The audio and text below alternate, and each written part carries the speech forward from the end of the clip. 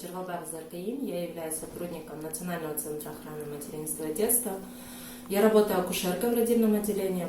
6 мая у нас в нашем центре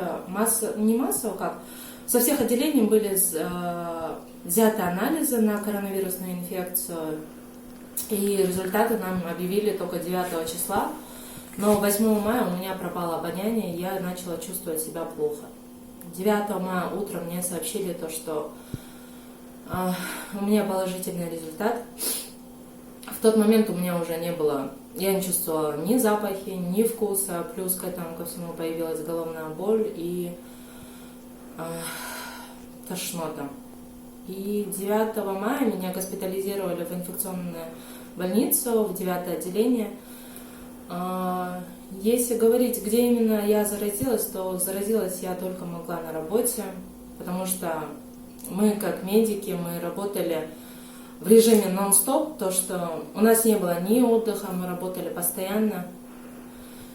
И хотела бы сказать всем людям, нашим гражданам нашей республики, которые говорят то, что эта инфекция не существует, она существует, и ее переносить очень тяжело, потому что безумно беспокоят головные боли, боли у грудной клетки, кашель.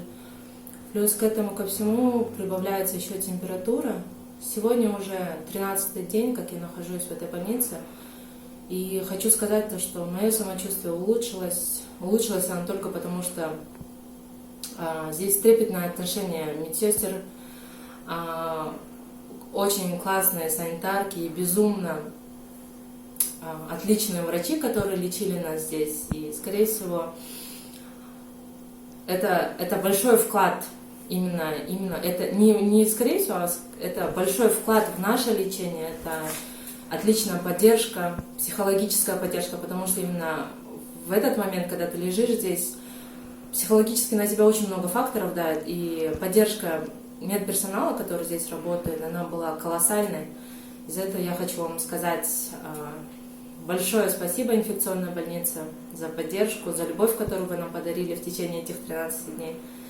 И, граждане, соблюдайте правила личной гигиены, соблюдайте дистанцию между собой, не ходите на ифтары, не собирайтесь, этого не стоит. Это все, что вы делаете, говоря, что эта инфекция не существует, вы подвергаете риску свою маму, свою жену, своих детей.